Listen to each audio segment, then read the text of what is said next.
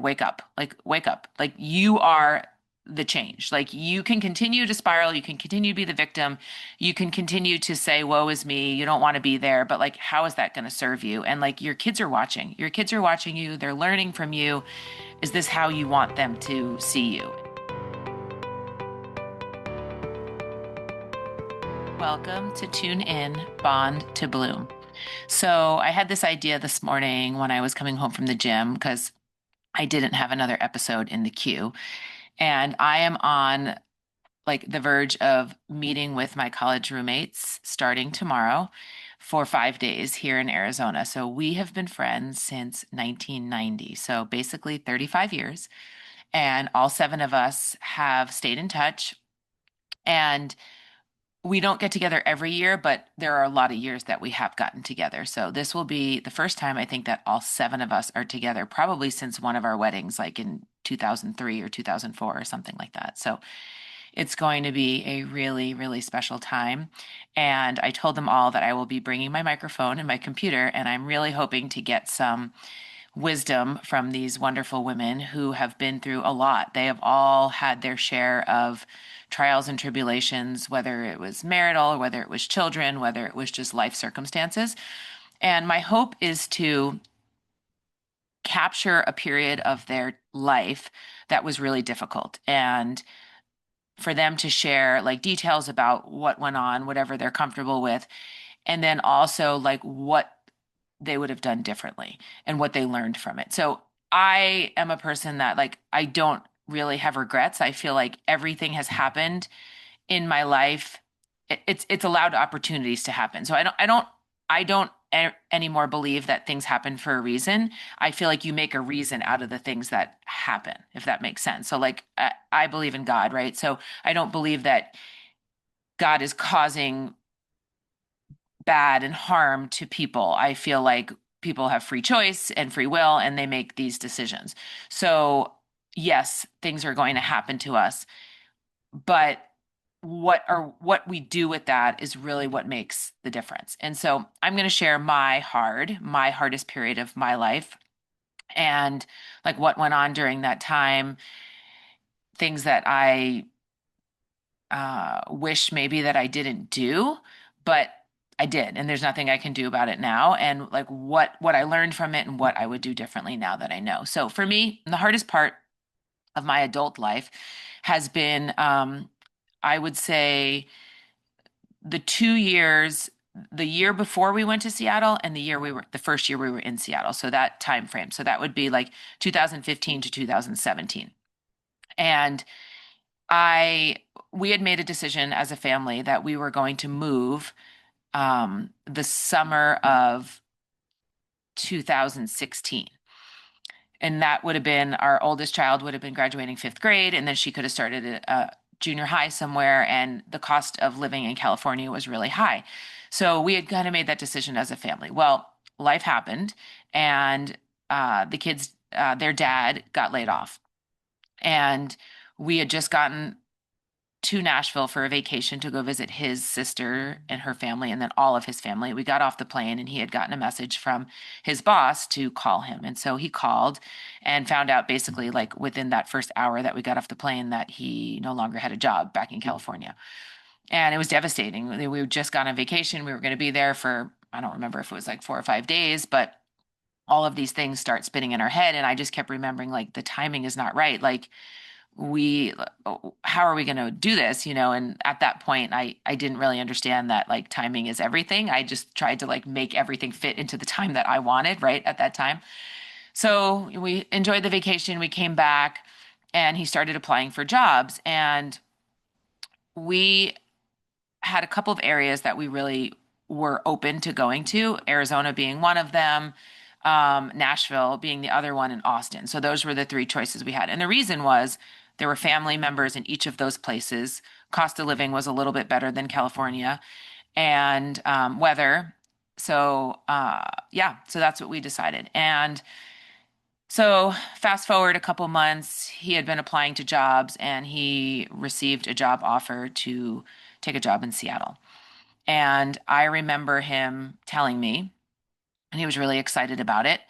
And it was like a higher paying job, which was exciting, but everything in my body, everything was telling me no, like I don't want to do this. I absolutely do not want to do this. It made no sense to me whatsoever. We're going to go to like the corner of the country. We do not have family there. I know the rain is going to drive me bananas. The cost of living is better, but it's still not great. And I like everything was telling me no, no, no, no, no. And but like no is not an option when you're in a marriage. No is, I mean, I guess it is, but for me at that moment in time, it wasn't an option. But I tried to explain why I didn't want to go. I tried to explain like why it wasn't right for the family, but I felt like I wasn't heard. And so the next 24 hours were like probably like I don't know if I've cried at more in my life than those 24 hours. And I remember like going for a drive. I think I went to the beach in Santa Cruz, going for a drive and just crying and crying and crying and crying. And like and then went home. And the next morning I woke up and like I could barely open my eyes. They were swollen shut from crying. And I knew that no was not an option. Like the history of my marriage, we would often battle about things. And I guess I just gave up at that point. And I was just like, well, okay, I will go on one condition. And I had kind of made the decision that like I wanted our daughter, because this was like the end of September. So she was already in school a month. They all were. And letting her finish out her fifth grade in the school and not like pull her out from dance, pull her out from her friends in school and all of that stuff. Because I mean, I didn't want to go, to be honest, like I said. So he did not like that answer at all.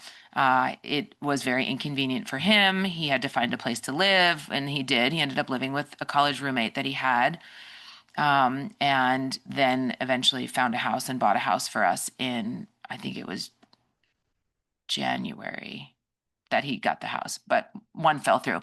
So, long story short, that time was really, really challenging. My opinion about going never changed.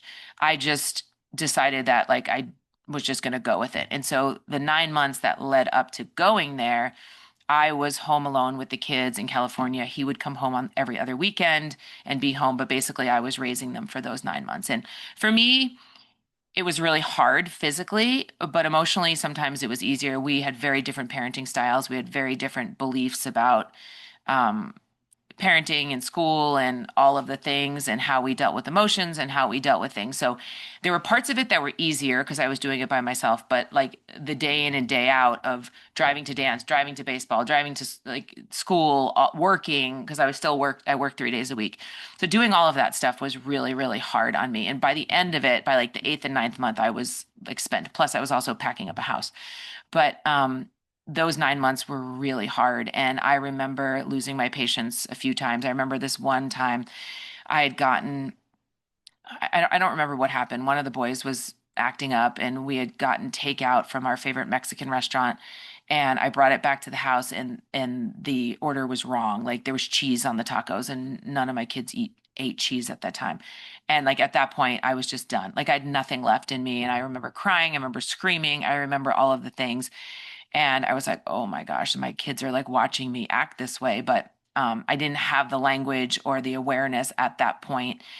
I was kind of like a baby on the personal development, emotional regulation journey. And so I didn't really know how to verbalize, like, I'm at the end of my rope. And they were so young. They were 10, 8, and 5, right? So they didn't really understand what was going on. So we moved to Seattle. It's June, we get there, it's like in the 40s, it's cloudy. And I think if I'm not mistaken, those first 9 months that we were there, it didn't rain every day, but the sun did not come out. And I remember thinking like this is a joke, right? Like there's no way, and just expecting the next day. I mean, we came from California, which it rains, but not very much, like 60 days a year. And we had gone like 9 months without really seeing the sun. And I had a sun lamp. I wasn't working, so the first 9 months I did not work. And I was, tending to the house, decorating the house, taking the kids back and forth. They took a bus to school, but like taking them to their activities and all of that. Um, and then fast forward to April. So now we're there 9 months. And I remember crying a lot, losing my patience a lot, And I reached out to a friend who had also moved at the same time I did. She moved to Sacramento from San Jose, and she was telling me about her friend that had given her some good advice. And so she connected us and we talked, and I can't remember the exact advice at this point, but basically just like wake up, like you are the change. Like you can continue to spiral, you can continue to be the victim, you can continue to say woe is me, you don't want to be there, but like how is that going to serve you? And like your kids are watching you, they're learning from you. Is this how you want them to see you? And like it was kind of a wake up call. I mean, she was really sweet about it, but I was like, you're not wrong. And so I woke up. I remember that day just being like, okay, no more crying. And like I still had the urge to do it. Well, I finally get myself regulated. I don't even know if it was a week, to be honest. And there were some things that had come up in our marriage at that point, which I didn't like expect or know about. And that was eye-opening to me and very, very, very challenging. And then 2 days later, he got laid off from that job that brought us to Seattle. And at that point, that could have been my breaking point. But I had already, like, for that week that I had decided, okay, stop being the victim, like more stuff came on top of me. But my attitude about getting past it made all of the difference. And so looking back, it was really hard, really, really challenging. And I would go through it again to be where I am now and to learn the lessons that I learned, because I think the second half of my mom journey has been much more with me being aware, recognizing how my attitude, my emotions, my being affects my children. And they're watching, they're listening, they're absorbing, they're feeling my energy. And so I feel like I needed that to happen in my life in order to be a better mom for my children. Now, um, what I have done differently. Maybe protest a little bit more about going to Seattle, maybe speaking my truth a little bit more, that I knew it wasn't the right decision for our family. Did we make the best of it? Yes. Did we meet amazing people that are still friends in our life? Yes. But I feel like I could do that anywhere. Like I feel like that's the type of person that I am. That's the type of mentality I have, that I'm going to do that wherever I go and make the best of it. I would have probably asked for help sooner. I would have shared my heart a little bit more instead of just trying to like bulldoze past it and that assuming it's going to be okay.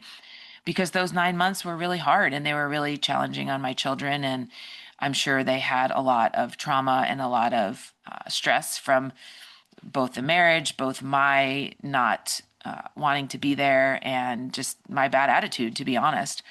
So, asking for help, I think that would be my go-to sooner, is just really sharing my heart instead of just positiving it like, oh, it's going to be okay. It's going to okay, because it wasn't okay for a really long time. And that's okay too. It's okay to admit that it's not okay.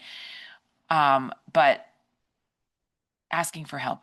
So that's my story. I look forward to bringing more stories on here from hopefully my BC girls and some other moms. Make it a great day.